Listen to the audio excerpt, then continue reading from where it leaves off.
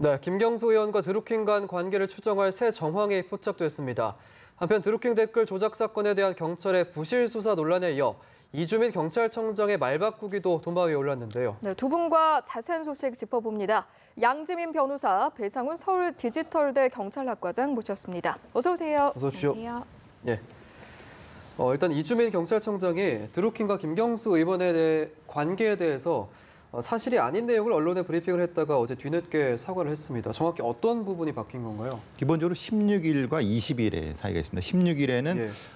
드루킹이 김경수 의원한테 보낸 뭐 수백 개, 수천 개의 어떤 메시지가 있는데 그 중에 대부분은 뭐 확인 안 했다. 그리고 이제 응답을 했어도 의례적인 정도이다라고 얘기를 16일 날 했었는데 20일 날에는 그걸 몰랐다. 말하자면 사이버 범죄 수사단장이 보고를 했지만은 사실 숙지를 못했다고 하는 것을 자기가 숙지 못한 부분을 사과를 하면서 실제로는 여러 가지 면에서 다른 형태의 14건의 메시지를 주었고 그중에 10건은 URL이다. 말하자면은 후보에 대한 여러 가지 뭐 일종의 그 홍보성을 다시 리플했다. 뭐 이런 형식으로 바뀌었기 때문에 그러면 왜 바뀌었냐? 몰랐느냐? 실제로 그것이 뭐 어떤 고의가 있었느냐? 아니면 진짜 사이버 수사대장이 보고를 했지만은 아주 개략적으로 해갖고 본인은 몰랐기 때문에 그렇게 했다. 기자회견을 했다. 그럼 그것이 사실은 핵심적인 부분이라고 볼 수 있을 것 같습니다. 예, 그렇군요.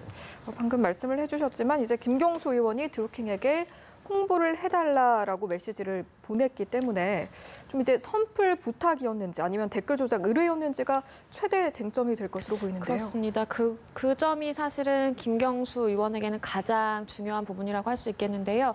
왜냐하면 본인이 직접 나서서 링크까지 보냈단 말이죠. 예. 그런데 그것이 매크로나 이런 불법적인 프로그램을 이용해서 어떤 지원을 해달라라는 것이라면 당연히 지금 드루킹 같은 경우에는 지금 기소가 돼서 재판을 앞두고 있고 구속 상태 아닙니까? 네. 여기에 김경수 의원이 공모했다라고 볼 수 있는 것이고 그게 아니라 단지 김경수 의원도 이렇게 얘기했잖아요. 주변 사람들에게도 여러 명에게 그런 홍보를 해달라고 링크를 보낸 것이다. 아무런 의미가 없다라고 이제 본인도 얘기를 했는데요. 정말로 이렇게 그냥 단순히 홍보해달라라는 취지에서 보냈는데 드루킹 혼자 마음을 먹고 매크로라는 불법 프로그램을 돌려서 만약에 이제 여론을 조작한 것이라고 한다면 그렇다면 그건 공모관계로 볼 수가 없기 때문에 드루킹 혼자만 처벌을 받는 것이고 김경수 의원은 그 부분에 대해서 이제 책임이 자유로워지는 것인데요. 문제는 사실 입증입니다. 왜냐하면 입증하기가 굉장히 현실적으로 좀 쉽지가 않거든요. 왜냐하면 그 드루킹이 그렇게 여론을 조작할 것이다, 불법적으로 조작할 것이다라는 것까지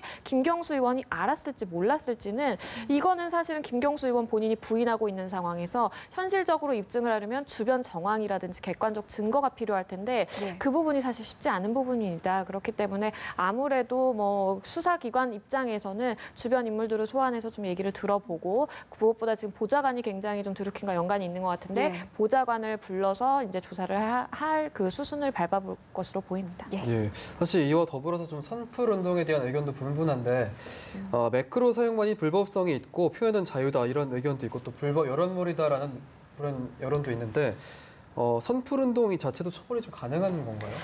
선풀 운동 자체를 처벌하기는 어렵습니다. 왜냐하면 우리 모두에게 표현의 자유가 있고 누구나 이제 인터넷에서 기사를 읽고 내가 이런 의견을 개진하고 싶다라고 했을 때 좋은 의미의 댓글도 달 수 있는 것이고 반대로 내가 이 기사 내용에는 공감을 못한다라고 할 때는 이건 좀 아닌 것 같다라는 의견도 얼마든지 사실 개진을 할 수 있는 거거든요. 근데 문제는 지금 드루킹처럼 매크로라는 불법 프로그램을 돌려서 이렇게 한다라고 한다면 그 포털 사이트에 대한 이제 업무 방해가 성립하는 것이고요. 만약에 그런 프로그램을 돌리지 않았다고 하더라도 내가 이 사람을 정말 사회에서 너무 매장시키고 싶다라고 해서 허위 사실을 지어내서 이 사람의 명예를 현저하게 훼손할 만한 사실들을 막 이렇게 올리고 다닌다든지 그렇게 된다라고 한다면 굳이 업무 방해가 아니라 이제 명예훼손죄로 처벌이 가능한 것이기 때문에 사실은 조금 사안별로 구별해서 볼 필요가 있겠고요. 뭐 후보가 이제 대선 운동을 하면 시스템에 있어서 이런 그 선거 기간에 이런 그런 활동들을 할 때는 조금 더 민감한 문제입니다. 왜냐하면 공직선거법과 이제 관련이 있기 때문에. 그런데요, 사실은 뭐 드루킹 문제는 공직선거법 관련해서는 조금 지금 뭐 어떤 혐의점이 밝혀진다라고 하더라도 처벌하기는 힘듭니다. 왜냐하면 이게 그 시효가 6개월이기 때문에 이미 지난 상황이기 때문에 경찰이나 검찰에서도 그 부분은 빼놓고 아마 수사를 할 것으로 보이고요. 예. 좋은 긍정적인 의미의 선풀 운동은 전혀 처벌받지 않습니다. 네, 알겠습니다. 네, 그런가 하면 이 드루킹이라는 인물 범행 동기에 있어서 계속해서 좀 발언을 번복을 하고 있는데 여기에 대한 이유는 좀 저희가 어떻게 추측을 해볼 수 있을까요? 앞서 이제 변호사님 말씀하신 것처럼 선풀운동 자체가 불법이 된다는 건 아닙니다. 왜냐하면 선풀운동 자체를 지인한테 이런저런 얘기를 하면서 하도록 했다고 하면 그 자체는 문제가 아닌데 예. 그것을 매크로나 프론을 통해서 다른 사람의 명의를 도용해서 했다고 하면 문제가 되는 거니까 예. 자기의 동기가 굉장히 뭐 좋은 것이다. 선거운동 와중에서 됐기 때문에 선거운동 자체는 이미 공소시효가 끝난 부분이고 예. 자기의 동기 자체가 순수했기 때문에 다소 불법적인 영이 있다 하더라도 자기는 뭐 동기 자체가 순수했다 쪽으로 밀어붙이려고 하는 부분인 거죠. 예. 물론 그 부분 자체가 구체적인 방법적인 측면에서가 불법이 없다는 건 아닙니다. 그렇지만 예. 이 동기를 먼저 끌고 나가게 된다고 하면은 처벌을 받는 부분에서도 아무래도 이 사람이 많이 좋은 부분은 자기한테 유리하게 될 가능성이 높죠. 예. 그렇군요. 지금 이 두 사람이 텔레그램뿐 아니라 이제 최고 보안 등급 메신저로 알려진 시그널 메신저를 통해서 올해 1월부터 3월까지 50차례 넘게 대화를 나눈 사실도 새롭게 밝혀졌는데 이 부분도 좀 주의 깊게 봐야겠죠. 그렇죠. 이 부분은 김경수 의원에게 불리한 부분이라고 볼 수 있겠습니다. 왜냐하면 사실은 우리가 여러 가지 요새 메신저를 사용을 하긴 하는데 텔레그램도 그렇고 지금 시그널이라고 알려진 그 메신저도 그렇고 예. 굉장히 이제 보안 등급이 높다라고 이제 알려져 있습니다. 그렇기 예. 때문에 아까도 말씀드린 것처럼 김경수 의원은 지금 혐의점에 대해서 모두 다 이제 부인을 하는 상황이기 때문에 수사기관 입장에서는 그 주변 정황들을 가지고 이제 그 진술의 신빙성을 믿을 수 없다. 이런 걸로 미루어 봤을 때 당신은 알았다. 이런 식으로 이제 판단을 할 수밖에 없는 것인데 예. 그 주변 정황이 될 수 있는 부분 중에 하나가 사실은 이런 시그널 메신저를 활용했다라는 부분일 수 있습니다. 왜냐하면 물론 내용은 지금 수사기관에서 공개하지 않아서 정확하게는 알려지지 않았지만 드루킹이 그 김 의원에게 한 39차례 정도 보냈고 김 의원 역시도 한 16차례 정도 메시지를 보냈다라는 거예요. 그러면 사실은 그 뭐 링크를 단순히 보냈는지 아니면 뭐 어떤 동료라든지 뭐가 있었는지는 모르겠지만 하지만 그만큼 긴밀히 드루킹에 대한 사람이라는 그 드루킹에 대해서 많이 알고 있었고 그리고 드루킹이 어떤 일을 하는지까지도 알고 있었기 때문에 이런 긴밀한 그 연락이라든지 소통이 있었던 거 아니냐라고 사실 추측해 볼 수 있는 그 근거 중에 하나가 될 수 있기 때문에 예. 김경수 의원에게는 조금 불리한 상황이라고 볼 수 있고 이 부분에 대해서도 사실은 그 공직에 있는 사람으로서 국민들 앞에서 조금 의혹을 해소할 수 있는 기회도 마련하는 것이 적당해 보입니다. 예. 알겠습니다. 네, 다음 이야기로 좀 넘어가 보겠습니다. 조현민 대한항공전무의 갑질 의혹, 사실 물벼락 갑질로 이제 시작된 파문이었는데 이제 이른바 탈세, 칼피아 논란으로까지 번지는 모습이죠.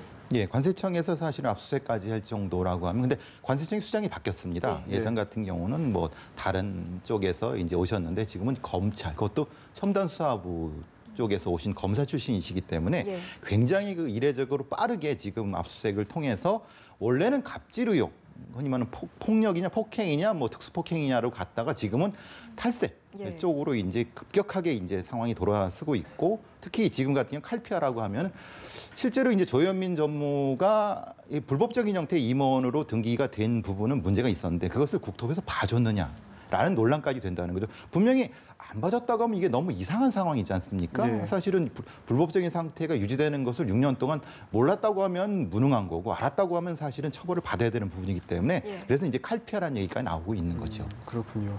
지금 대한항공 직원들이요. 비밀 채팅방이랑 블라인드 익명 게시판을 통해서 좀 계속해서 이 총수 일가의 비리 제보를 쏟아내고 있거든요. 특히 이제 모친 이명희 씨의 욕설 논란도 좀 파문이 커지고 있는 상황인데 지금 국민들이 아마 제일 궁금한 것이 이제 과연 이런 갑질들을 물론 사안마다 다르겠지만 좀 법으로 단죄할 수 있을 것인가라는 부분인 것 같아요. 일단은 혐의점이 있다라고 한다면 그 부분에 대해서 처벌은 반드시 이루어져야겠죠. 예. 일단은 뭐 이명희 이사장 관련해서도 지금 얘기가 많이 나오고 있는 것이 폭언을 행사했고 그리고 일부 직원 같은 경우에는 따귀를 맞았기 때문에 이거는 뭐 폭행으로도 볼 수 있는 부분이고요. 예. 사실은 그런 부분 외에도 지금 또 얘기가 나오고 있는 것은 뭐 관세 포탈했다라든지 굉장히 다양한 얘기가 나오고 있잖아요. 예. 그래서 그런 부분들이 지금은 검찰이라든지 관세청에서 적극적으로 지금 조사에 나서서 일단은 조사 중인 상황이기 때문에 혐의점이 과연 어떻게 나오는지는 좀 봐야 될 것 같고요. 예. 사실은 대한항공 그 총수 일가가 이 정도까지 갑질을 저는 행사할 수 있었다는 것은 사실은 대한항공이 우리 사회에서 차지하고 있는 그런 독점성이라든지 그런 사업의 특성이 조금 있기 때문이라고 봅니다. 왜냐하면 우리가 예를 들어서 대한항공이 아니라 그냥 우리가 뭐 기호식품이라든지 이런 그 업체에서 이렇게 오너 리스크가 터졌다라고 한다면 불매운동을 벌일 수가 있을 텐데 근데 대한항공이라는 그런 항공업이 굉장히 이제 제한적이기 때문에 예. 우리가 아무리 정말 저 이미지가 싫고 그렇다고 하더라도 어쩔 수 없이 그 노선을 이용해야 되면 또 타야 되잖아요. 그렇기 때문에 사실은 조현아 그 전 부사장 같은 경우에도 땅콩회항 때문에 문제가 됐지만 정말 화려하게 또 복귀를 할 수 있는 것이고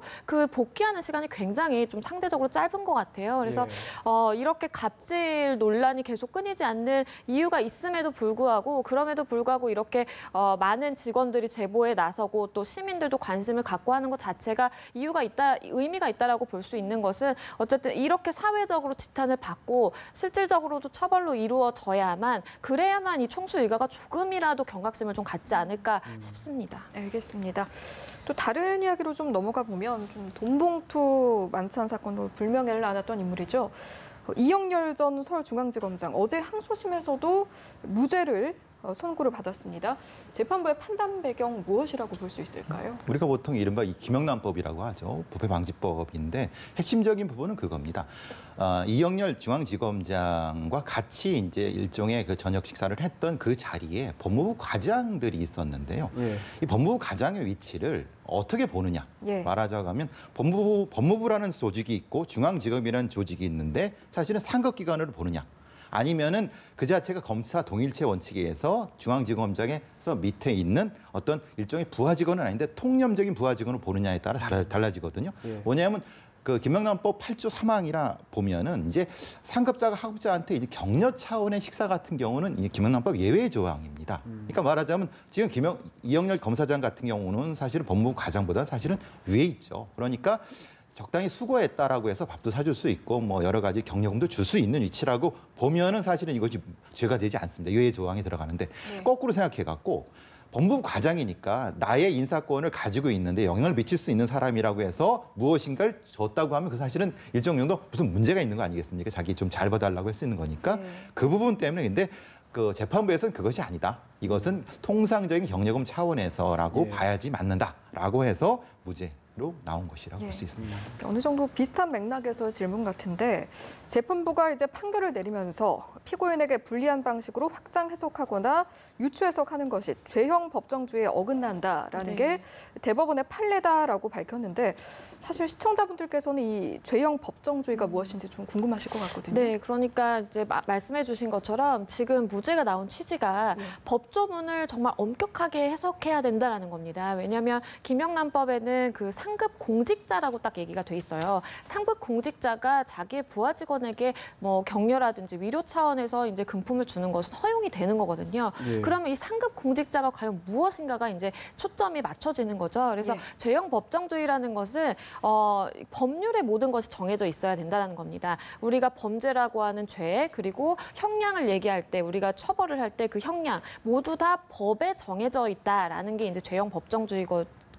죄형 법정주의입니다. 그래서 죄형 법정주의에 따라서 이 법문 해석을 굉장히 엄격하게 한다라고 한다면 그러면 이렇게 그 넓게 해석해서 이 이영렬 전 지검장을 상급 공직자라고 돼 있지만 어쨌든 그 검찰 그 조직 내로 봤을 때 이건 상급 공직자에 해당이 안 된다라고 봐서 처벌한다는 것은 이 범죄 조문의 벗어나는 해석이라는 거죠. 그렇기 네. 때문에 사실은 이제 누군가를 처벌할 때 최소한의 피해를 발생하도록 피해 최소성 부분도 이제 초점을 맞춰야 되는 부분이기 때문에 일단은 그 법원에서도 그 죄형법정주의 판례에 따라서 충실하게 판단한 것으로 보입니다.